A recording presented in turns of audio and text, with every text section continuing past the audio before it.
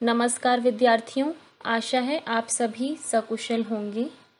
आज हम हिंदी व्याकरण के पाठ्यक्रम में पत्र विषय के बारे में पढ़ेंगे। इस विषय में हम पत्रों का परिचय, पत्र के प्रकार तथा पत्रों का प्रारूप पढ़ेंगे। तो चलिए आज की कक्षा हम प्रारंभ करते हैं। पत्र लेखन। सबसे पहले हम परिचय जान लेते हैं कि वास्तव में पत्र लेखन विधा है क्या, पत्र लेखन से हमारा क्या तात्पर्य है। पत्र लेखन एक कला है, इसीलिए पत्र लिखते समय पत्र में सहज, सरल तथा सामान्य बोलचाल की भाषा का प्रयोग करना चाहिए, जिससे पत्र को प्राप्त करने वाला पत्र में व्यक्त भावों को अच्छी प्रकार से समझ सके। पत्र लेखन के माध्यम से हम अपने भावों और विचारों को व्यक्त कर सकते हैं, यानी कि हमें अपना संदेश, हमें अपनी भावनाएं किसी अन्य व्यक्ति तक पहुंचानी है तो हम लिखित रूप में पत्रों द्वारा अपने विचार व्यक्त कर सकते हैं। पत्रों के माध्यम से एक व्यक्ति अपनी बातों को लिखकर दूसरों तक पहुंचा सकता है। यहाँ पे माध्यम लिखना है, बोलना नहीं। लिखकर हम अपनी बातों को व्यक्त करते हैं। जिन बातों को लोग कहने में हिचकिचाते हैं, यानी कि संकोच करते हैं, कह नहीं पाते हैं, उन बातों को पत्रों के माध्यम से आसानी से समझाया या कहा जा सकता है। अर्थात पत्र लेखन से तात्पर्य है लिखित रूप, वह लिखित रूप जिसके द्वारा हम अपने भावों और विचारों को अन्य व्यक्ति तक अर्थात दूसरे व्यक्ति तक पहुंचाते हैं। अब पत्र की आवश्यकता क्यों होती है, इस बारे में जानते हैं। पत्र की आवश्यकता क्यों है, अर्थात यह प्रश्न हमारे मन मस्तिष्क में जरूर उठता है कि जब आधुनिक युग है और इतनी सारी वस्तुएं, इतने सारे माध्यम हैं अपनी बात को दूसरे तक पहुंचाने के लिए, तो अब भी हम अपनी कक्षा में पत्र लेखन क्यों सीखते हैं, पत्र की आवश्यकता है क्या। तो इसका उत्तर यह है कि दूर रहने वाले अपने संबंधियों अथवा मित्रों की कुशलता जानने के लिए और अपनी कुशलता का समाचार देने के लिए पत्र लिखे जाते हैं। पहले जमाने में ऐसा होता था कि लोग एक दूसरे के पत्रों का इंतजार करते थे, सगे संबंधी इंतजार करते थे कि हाँ कोई चिट्ठी आएगी, डाकिया आएगा, चिट्ठियां लेके आएगा और उसमें हम अपनों के विचारों को जानेंगे, उनके हालचाल को पहचानेंगे। किंतु आज पत्र लेखन इतना ज्यादा जरिया नहीं, साधन नहीं रहा, किंतु फिर भी उसकी आवश्यकता है, यह हमें अभी और आगे पता चलेगा। आजकल हमारे पास बातचीत करने के लिए, हालचाल जानने के लिए अनेक आधुनिक साधन उपलब्ध हैं, जैसे टेलीफोन, मोबाइल फोन, ईमेल आदि। अब प्रश्न यह उठता है कि फिर भी पत्र लेखन सीखना क्यों आवश्यक है। पत्र लिखना महत्वपूर्ण ही नहीं बल्कि अत्यंत आवश्यक भी है, क्योंकि फोन आदि पर बातचीत हमारी अस्थायी होती है, यानी कि उसमें कोई स्थिरता नहीं होती। हमने किसी से फोन पर बात की, किसी ने हमसे फोन पर बात की, उसका हमारे पास कोई रिलेवेंट प्रूफ नहीं है। हमें नहीं पता कि क्या बात हुई है, क्या नहीं हुई है। कोई बात हो सकता है किसी ने हमें अच्छी भी कही हो, हमारे पास उसका भी कोई प्रूफ नहीं है। किसी ने हमें बहुत बुरी बात कह दी हो, हमें धमकी दी हो, हमारे पास उसका भी प्रूफ नहीं है। तो हमारे वो बातचीत कोई स्थायी बातचीत नहीं है, वो हुई और वहीं की वहीं समाप्त हो गई। इसके विपरीत लिखित दस्तावेज स्थायी रूप ले लेता है, यानी कि कोई भी रिटन में लिखी हुई चीज वो स्थायी होती है, वो हमारे पास रहती है, सदा के लिए रहती है, हम उसे अपने पास रख सकते हैं। हमारे पास एक प्रूफ होता है कि हाँ ये पर्टिकुलरली हमने बात कही थी, किसी और व्यक्ति ने हमसे यह बात कही है। तो इसीलिए पत्र लेखन की आवश्यकता होती है, लेखन कार्य की आवश्यकता होती है, क्योंकि वह स्थायी होते हैं, अस्थायी नहीं होते, स्थिर होते हैं। जैसे उदाहरण के लिए जब आप विद्यालय नहीं जा पाते, अवकाश के लिए प्रार्थना पत्र लिखना पड़ता है। आपको प्रार्थना पत्र लिखना ही होगा कि आप अवकाश के लिए या तो जा रहे हैं या आप विद्यालय नहीं आए थे तो क्यों नहीं आए थे, ताकि विद्यालय के पास एक प्रूफ हो कि हाँ आप विद्यालय इन दिनों में नहीं आए थे और किस कारणवश नहीं आए थे। अन्यथा हमारे पास या विद्यालय के पास कोई कारण ही नहीं होगा यह बताने के लिए कि यह व्यक्ति या ये विद्यार्थी नहीं आ पाया था। तो कहने का तात्पर्य यह है कि पत्र लिखना आवश्यक इसलिए है ताकि विचारों और भावों में स्थिरता रहे, एक तरीके का प्रूफ रहे कि हमने कोई बात किसी तक पहुंचाई है या कही है। अगर हमारे को कोई कारण ऐसा दिखता है कि जिसको हमें रिटन फॉर्म में, जैसे हम कहते हैं लिखने के कार्य में, लेखन कार्य में जरूरी है, जिसका हमें संभाल कर रखना जरूरी है, ऐसा दस्तावेज हमें चाहिए, तो हमें पत्र लेखन की आवश्यकता पड़ती है। अब पढ़ते हैं पत्रों के प्रकार। मुख्य रूप से पत्रों को निम्नलिखित 2 वर्गों में विभाजित किया जा सकता है, औपचारिक पत्र और अनौपचारिक पत्र। औपचारिक पत्र जिसे आप अंग्रेजी में फॉर्मल लेटर्स बोलते हैं, और अनौपचारिक पत्र जिन्हें आप अंग्रेजी में इनफॉर्मल लेटर्स बोलते हैं। अब इनके बारे में विस्तृत जानकारी जान लेते हैं।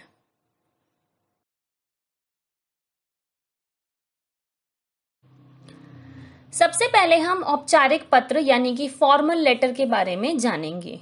औपचारिक पत्र उन्हें लिखा जाता है जिनसे हमारा कोई निजी संबंध ना हो, यानी कि हमारे वो सगे रिश्तेदार संबंधी नहीं होते, अन्यथा कोई अन्य व्यक्ति होता है। व्यवसाय से संबंधी प्रधानाचार्य को लिखे प्रार्थना पत्र, आवेदन पत्र, सरकारी विभागों को लिखे गए पत्र, संपादक के नाम पत्र आदि औपचारिक पत्र कहलाते हैं। यानी कि अपनी निजी का मतलब होता है पर्सनल, अपने पर्सनल रिलेशनशिप्स ना होके, अपने पर्सनल भाव कह सकते हैं, विचार ना होके, उसमें एक फॉर्मेलिटी होती है। फॉर्मल लेटर मतलब एक फॉर्मेलिटी होती है, एक औपचारिकता होती है, उसमें हमें शब्दों को बड़े तोल कर बोलना पड़ता है। औपचारिक पत्रों की भाषा सहज और शिष्टपूर्ण होती है, यानी कि भाषा अत्यंत शिष्टपूर्ण, जिसे आप बोलते हैं अंग्रेजी में बड़े मैनर्ड वे है। उसमें ये नहीं है कि अगर आपके मन में कोई भी भाव या विचार आ रहा है तो आप लिखते चले जाएं, ऐसा औपचारिक पत्र में नहीं होता। इन पत्रों में केवल काम या अपनी समस्या के बारे में ही बात कही जाती है। औपचारिक पत्र लेखन में मुख्य रूप से संदेश, सूचना एवं तथ्य को ही अधिक महत्व दिया जाता है। यानी कि अगर हमें कोई समस्या है, अगर हमें कोई संदेश पहुंचाना है, मान लीजिए आपके इलाके में बिजली का सही तरीके से बिजली नहीं आ पा रही है, तो अब इसके लिए आप विद्युत अधिकारी को पत्र लिखेंगे। तो आपको जब विद्युत अधिकारी को पत्र लिखना होगा तो उसमें आप अपने इलाके की समस्या बताएंगे कि हमारे इलाके में कई दिनों से इस प्रकार की समस्या चल रही है। और मैं विद्युत क्या कहूँ, जल की समस्या या कुछ भी समस्या, ये मैं आपको उदाहरण देके बता रही हूँ। तो उसके लिए आपको ये नहीं है कि आप कुछ भी लिखते चले जाएं, उसके लिए आपको बड़ी शिष्टपूर्ण बात और बड़ी टिकी हुई बात, बड़ी अच्छी भाषा में, सहज भाषा में बात बोलनी होगी, कहनी होगी, अर्थात सबसे ज्यादा कही जाए तो लिखनी होगी। अब औपचारिक पत्रों में संक्षिप्तता, अर्थात कम शब्दों में केवल काम की बात करना, यानी कि कम शब्दों में बोलना है और काम की बात ही करनी है। स्पष्टता का अर्थ है पत्र प्राप्त करने वाले को बात आसानी से समझ आए, ऐसी भाषा का प्रयोग करना। तथा स्वतः पूर्णता, यानी कि अपने आप में पूर्ण, अर्थात पूरी बात एक ही पत्र में कहने की अपेक्षा, यानी कि उम्मीद की जाए।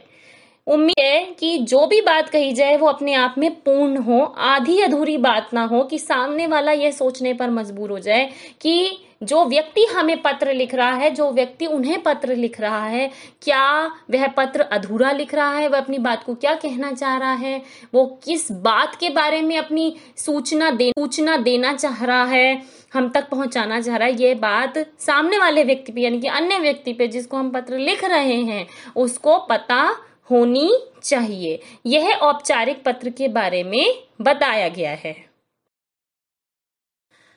अब पत्र का दूसरा भेद है अनौपचारिक पत्र, जिन्हें हम निजी पत्र भी कहते हैं। अगर मैं सरल भाषा में बोलूं तो जो अभी हमने औपचारिक पत्र पढ़ा, बिल्कुल इसके विपरीत, ऑपोजिट बिल्कुल अनौपचारिक पत्र हैं। अनौपचारिक पत्र उन लोगों को लिखा जाता है जिनसे हमारा व्यक्तिगत संबंध रहता है, यानी कि निजी संबंध रहता है, निजी पर्सनल संबंध रहता है। अनौपचारिक पत्र अपने परिवार के लोगों को, जैसे माता पिता, भाई बहन, सगे संबंधियों को, मित्रों को लिखा जाता है, उनका हालचाल पूछा जाता है, उन्हें निमंत्रण, किसी भी कार्य का निमंत्रण दिया जाता है, कोई भी अपनी निजी सूचना हो उसके बारे में बताया जाता है, लिखा जाता है। इन पत्रों में भाषा के प्रयोग में थोड़ी ढील की जाती है या की जा सकती है। वो इसलिए क्योंकि वह व्यक्ति हमारा अपना होता है, हम अपनी निजी भावनाएं लिख रहे होते हैं। तो अगर हम अपने मन की बात किसी भाषा, यानी कि बिल्कुल औपचारिक भाषा में न कह के बड़ी आम सी भाषा में बोल दें, बड़े अपनेपन की भाषा में बोल दें, तो इस मामले में इस बात पर अनौपचारिक पत्र में ढील दी जाती है। इन पत्रों में शब्दों की संख्या असीमित हो सकती है, सीमित नहीं है, क्योंकि उसमें सीमित थी, उसमें संक्षिप्तता थी। इसमें संक्षिप्तता का कोई विषय नहीं है, कोई पॉइंट नहीं है इसमें, क्योंकि हम अपने भावों को अपने व्यक्ति तक पहुंचा रहे हैं, अपने निजी व्यक्ति तक पहुंचा रहे हैं। तो शब्दों में कोई, शब्दों की संख्या कोई सीमित हो ऐसा नहीं है, क्योंकि इन पत्रों में इधर उधर की बातों का भी समावेश होता है।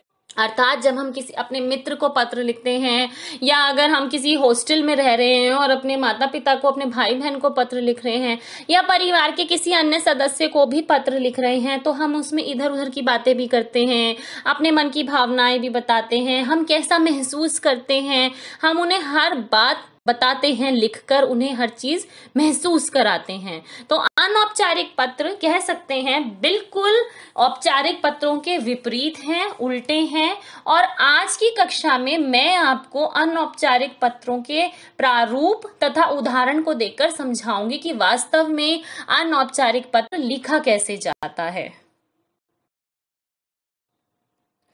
सबसे पहले हम अनौपचारिक पत्रों का प्रारूप, ये प्रारूप का मतलब होता है फॉर्मेट, यानी कि अनौपचारिक पत्र आपने लिखना कैसे है। क्योंकि अगर आपको यही नहीं पता होगा कि आप प्रारंभ कैसे करेंगे और पत्र का अंत कैसे करेंगे, या बीच का मुख्य विषय कैसे लिखेंगे, तब तक आप पत्र लेखन के लिए अपना पेन उठा ही नहीं सकते, अपनी कलम को उठा ही नहीं सकते। इसीलिए सबसे पहले हम अनौपचारिक पत्रों के प्रारूप, यानी कि इनफॉर्मल लेटर्स के फॉर्मेट के बारे में जानेंगे। चलिए अब देखते हैं अनौपचारिक पत्र लिखा कैसे जाता है, अर्थात उसका प्रारूप देखते हैं, जिन्हें हम निजी पत्र भी बोलते हैं। अनौपचारिक पत्रों को हम निजी पत्र भी बोलते हैं, और जो कि हम अपने रिश्तेदारों, मित्रों को या सगे संबंधियों को लिखते हैं। पत्र को जानना, लेखन कार्य जानना, पत्र का प्रारूप जानना क्यों आवश्यक है, यहाँ ये भी बताना चाहती हूँ। क्योंकि अगर आप प्रारूप के अनुसार पत्र नहीं लिखेंगे तो वह सही मायने में पत्र लेखन नहीं लिखा नहीं माना जाएगा। क्योंकि ऐसे तो लिखित रूप में तो हम कहीं भी किसी भी कोरे कागज पर या किसी भी डायरी में या कुछ भी लिख सकते हैं, तो उसे तो फिर डायरी लेखन भी बोला जाएगा, अनुच्छेद लेखन भी बोला जाएगा। लेकिन अगर हमें प्रॉपर बिल्कुल पत्र ही लिखना है, लेटर ही लिखना है, तो हमें उसके फॉर्मेटिंग यानी कि प्रारूप के अनुसार अकॉर्डिंग चलना ही होगा। अनौपचारिक पत्र को प्रारंभ करने के लिए सबसे आप परीक्षा भवन लिखेंगे। अब आप परीक्षा भवन क्यों लिखेंगे, अपना निजी पता क्यों नहीं लिखेंगे, अपना एड्रेस क्यों नहीं लिखेंगे? क्योंकि यह प्रारूप मैं आपको परीक्षा के दृष्टिकोण से बता रही हूँ। आप परीक्षा भवन में बैठे होंगे और पत्र लेखन कर रहे होंगे, इसीलिए आप परीक्षा भवन ही लिखेंगे, अपना कोई भी निजी पता नहीं लिखेंगे। परीक्षा भवन के बाद आप जरूर रूप से, निश्चित रूप से आप दिल्ली और अपने स्कूल का पिन कोड भी लिख सकते हैं।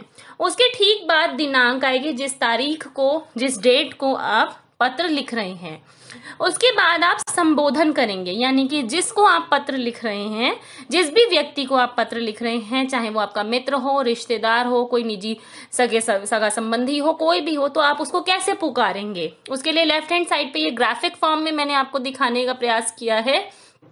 लेफ्ट हैंड साइड पे छोटों को और बराबर वालों को आप प्रिय कहकर संबोधन करेंगे, बुलाएंगे, पुकारेंगे, और बड़ों को पूज्य, पूजनीय, आदरणीय शब्दों का संबोधन, शब्दों का प्रयोग करके पुकारेंगे, बुलाएंगे। उसके बाद आप अभिवादन करेंगे, यानी कि आप किस प्रकार छोटों को, बराबर वालों को या बड़ों को मान, आदर, प्यार देते हैं। तो उसके लिए राइट हैंड साइड पे मैंने एरो करके दिखाने की कोशिश की है कि छोटों को आप स्नेह या स्नेह सहित कहकर अभिवादन कर सकते हैं उनका।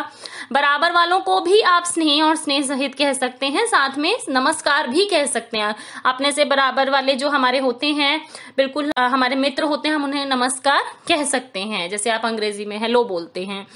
बड़ों को, जो हमसे बड़े हैं, उनका हम अभिवादन कैसे करेंगे? सादर नमस्कार या सादर चरण स्पर्श लिखकर। उसके ठीक बाद हम पत्र लिखना प्रारंभ कर देंगे, यानी कि अपने विचारों को लिखना प्रारंभ कर देंगे, जिसको आप 3 पैराग्राफ्स में, 3 अनुच्छेदों में विभाजित कर सकते हैं। विषय प्रतिपादन, विषय के बारे में, और औपचारिक बातें। ये मैं आपको अभी बताती हूँ, लेकिन उससे ठीक नीचे आप आइए सबसे पहले समापन पर। समाप्ति कैसे होगी इन 3 पैराग्राफ्स को लिखने के बाद? समापन के लिए आप छोटे और बराबर वालों को, लेफ्ट हैंड साइड पे देखिए बॉक्स में लिखा हुआ है, छोटों और बराबर वालों को तुम्हारा या तुम्हारी कहकर, और बड़ों को आपका या आपकी, और नीचे क ख ग लिखा है, यानी कि आप आपका या आपकी, तुम्हारा या तुम्हारी लिखने के बाद अपना नाम नहीं लिखेंगे, क ख ग या अ ब स लिखेंगे। दूसरी बात जो मुझे यहाँ पे मुख्य रूप से कहनी थी, पत्र हमेशा उल्टे हाथ की तरफ ही लिखा जाता है, कभी भी राइट हैंड साइड डायरेक्शन में नहीं जाता। पत्र हमेशा लेफ्ट साइड पर रहता है, तो आपने लेफ्ट साइड पे ही रहना है, अपने पेन को लेफ्ट साइड पे ही रखना है, राइट हैंड साइड तक पहुंचने की कोशिश मत करना। हाँ, विषय का प्रतिपादन जरूर पहुंच जाता है आगे तक, लेकिन जो ये प्रारूप है ये हमेशा लेफ्ट हैंड साइड पे रहता है, तो उसका आपने पूर्ण रूप से ध्यान रखना है। अब जो ये विषय प्रतिपादन की बात, जो मैं जिसके बाद मैं तुरंत समापन पे आ गई थी, विषय प्रतिपादन, विषय के बारे में और औपचारिक बातों के बारे में मैं आपको अब बताती हूँ। यहाँ देखिए आप, अनौपचारिक पत्र में विषय प्रतिपादन या आरंभ, यानी कि हम आरंभ कैसे करेंगे? तुम्हारा पत्र मिला, पढ़कर हाल मालूम हुआ। ये आप सभी लोग अपने मित्रों को या छोटे बहन भाई या किसी को भी कह सकते हैं। या मैं यहाँ कुशल मंगल हूँ, तुम्हारी कुशलता की प्रार्थना करते हैं। आप इस प्रकार अपने विषय का, अपने पत्र का प्रारंभ करेंगे। और अगर आपको बड़ों को लिखना है तो आप तुम्हारे की जगह आप का प्रयोग करेंगे। इसके बाद विषय का मुख्य रूप, जो मुख्य भाव है, वो आपने अपनी भावनाएं लिखनी है कि आज मैं आपको यह बात बताना चाहता हूं, या ये मैं इस बारे में बताना चाहती हूँ। जो विषय के बारे में जो भी आपको कहना है वो आप सेकंड पैराग्राफ में लिखेंगे। फर्स्ट पैराग्राफ में, फर्स्ट अनुच्छेद में आपने उनकी कुशलता पूछ ली, अपनी कुशलता बता दी। उसके बाद आप जो आपको दिया गया है विषय, जो टॉपिक की जिसके बारे में आपने बोलना है, जो भी कहना है, वो आप लिखेंगे।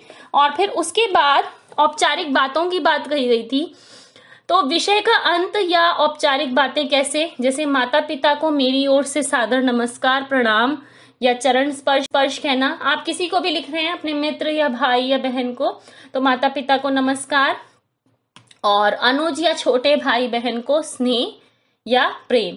यदि आप अपने माता या पिता में से किसी को लिख रहे हैं तो आप ऐसे लिख सकते हैं कि आपको मेरा, दोबारा से आप लिख सकते हैं, पुनः आप लिख सकते हैं, आपको मेरा पुनः चरण स्पर्श, और छोटे भाई को मेरी ओर से प्रेम या स्नेह देना। इस प्रकार आप अपने पत्र का अंत करेंगे।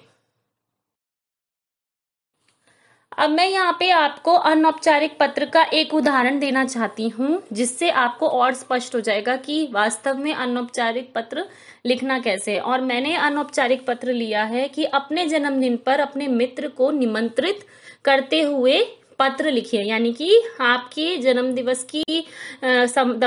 दिवस का समारोह है और आपने अपने मित्र को बुलाना है, तो उसके लिए आप अपने मित्र को पत्र लिखेंगे। ये एक तरीके का निमंत्रण पत्र है। तो चलिए इसको देखते हैं कि कैसे लिखना है आपने।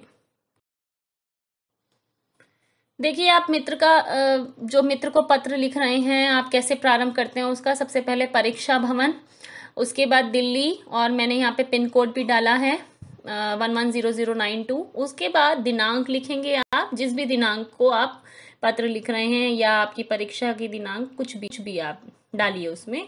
उसके बाद आप प्रिय मित्र, क्योंकि आप अपने मित्र को लिख रहे हैं और वो बिल्कुल बराबर के हैं आपके, तो या बड़े भी हों तो आप उन्हें प्रिय कह सकते हैं मित्र को, छोटे भी हों तो भी आप उन्हें प्रिय कह सकते हैं। उसके बाद स्नेह सहित या नमस्कार, इन दोनों में से कोई एक लिखना है। यहाँ मैंने बताने के लिए ओब्लिक डाला हुआ है कि हाँ या तो ये या तो ये, आप स्नेह सहित भी लिख सकते हैं या नमस्कार भी। आगे कैसे प्रारंभ करेंगे। मैं यहाँ कुशल मंगल हूँ, आशा है तुम भी स्वस्थ और आनंद पूर्वक होंगे। मुझे ये बताते हुए अत्यंत खुशी हो रही है कि इस बार मेरा जन्मदिन बहुत धूमधाम से मनाया जा रहा है, अतः तुम 15 मई की तिथि मेरे लिए सुरक्षित रखना। तुम 14 मई को ही यहाँ आ जाना और 16-17 मई से पहले मैं तुम्हें जाने न दूंगा। अब यानी कि उसका जन्मदिन कब है, 15 मई को। वो कब कह रहा है कि तुम आ जाना, 14 मई को, एक दिन पहले आ जाना। और मैं तुम्हें कब नहीं जाने दूंगा, या जाने दूंगी, जो भी है, 16-17 तारीख से पहले, 16-17 मई से पहले नहीं जाने देंगे। यानी कि वह अपने मित्र को 2-3 दिन अपने पास रखना चाह रहे हैं। मैं इस पत्र के साथ पूरे कार्यक्रम की रूपरेखा अर्थात निमंत्रण पत्र भी भेज रहा हूं। आप या तो ये लिखेंगे कि कार्यक्रम की रूपरेखा भेज रहा हूं या भेज रही हूं, या आप लिखेंगे निमंत्रण पत्र भेज रहा हूं इस पत्र के साथ। तुम 14 मई को आना न भूलना, तुम्हारे बिना मुझे अपना जन्मदिन अधूरा लगेगा। यह अपनी मित्र के प्रति भावनाएं व्यक्त करने का एक तरीका है कि हाँ, वह कितना सगा मित्र है कि उसके बिना जन्मदिन अधूरा अधूरा सा लगेगा, जन्मदिन का समारोह अधूरा लगेगा, इसीलिए तुम जरूर आना। आगे अपनी और भावनाओं को जताने के लिए, बताने के लिए लिखा है, मैं तुम्हारी प्रतीक्षा करूंगा या करूंगी। माताजी व पिताजी को मेरा प्रणाम, मैंने ओब्लिक डाला है फिर से, या चरण स्पर्श, या तो आप प्रणाम लिखिएगा या चरण स्पर्श। छोटे भाई को प्रेम। इस तरीके से आपने पूरा पत्र लिखना है, विषय इस तरीके से करना है। एक बात और, यहाँ पर मैंने पैराग्राफ्स में डिवीजन नहीं किया है क्योंकि स्लाइड पूरी नहीं हो पा रही थी, उसमें वर्ड्स छोटे हो रहे थे, इसीलिए मैं आपको बता दूं कि यहाँ पे आप उस समय लिखते समय, पत्र लिखते समय अपनी नोटबुक में ध्यान रखेंगे कि 3 पैराग्राफ में डिवाइड कर लेना, ताकि बहुत ज्यादा स्पष्ट हो जाए और देखने में अच्छा लगे, प्रेजेंटेशन अच्छी हो। जैसे पहली लाइन में कुशलता मंगल, जो भी आप लिखना चाहते हैं वो लिखा, उसके बाद आपने जो मुख्य आप विषय कहना चाहते हैं वो बातें लिखी, और अंत में समाप्ति में आपने इस तरीके से लिखा कि माता पिता को मेरा नमस्कार और छोटे भाई को या बहन को प्रेम या स्नेह। इस तरीके से आप डिवीजन कर सकते हैं। उसके बाद आप क्या लिखेंगे, तुम्हारा या तुम्हारी। अगर लड़के हैं तो तुम्हारा, और अगर लड़कियां हैं तो तुम्हारी मित्र या सहेली। ये मैंने आपको बताने के लिए ओब्लिक्स डाले हैं। उसके बाद आप क ख ग या अ ब स में से कुछ भी लिख सकते हैं। बिल्कुल इस चीज का ध्यान रखना कि ऊपर अपना निजी पता और नीचे अपना नाम नहीं लिखेंगे।